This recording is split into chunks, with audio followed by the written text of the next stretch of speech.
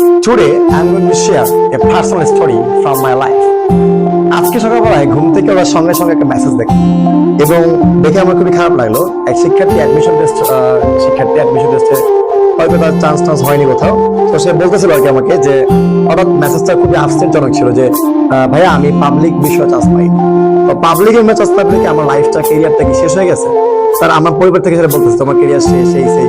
তো আমি এটা শুনে I was just fed up after hearing that, because আমি তাকে বললাম যে পরে তাকে আমি একটু কাম করার চেষ্টা করলাম যে না, আসলে পাবলিক বিষয়ে চান্স পাওয়াটাই তোমার জন্য জীবন সবকিছু না। পৃথিবীতে যারা বড় হয়েছে তারা সবাই তো পাবলিক ইউনিভার্সিটি পড়েছে বলো না? তাহলে অনেক মানুষ যারা পড়ালেখা করার সুযোগই পায়নি, এমন কেউ আছে যারা পড়াশোনা করেও নি, সুযোগও পায়নি, কিন্তু তারা পৃথিবীতে এখন টপ লিস্টে আছে। তো তাদের জন্য বলতেছি যে সকল শিক্ষার্থীরা অ্যাডমিশন টেস্টে অংশগ্রহণ করেছে, ইতিমধ্যে অনেক বিশ্ববিদ্যালয় পরীক্ষা শেষ হয়ে গেছে।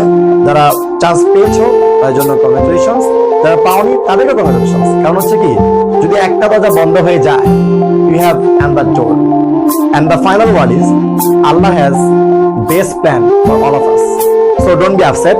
এবং এটা নিয়ে যে শিক্ষা, যে তুমি যেখানে থাকো না তোমাকে জীবনে বড় হতে হবে, সেটাই কথা। তোমাকে আল্লাহ যেখানে রাখছে সেখান থেকে আলহামদুলিল্লাহ বলে এগিয়ে যাও তোমার জীবন।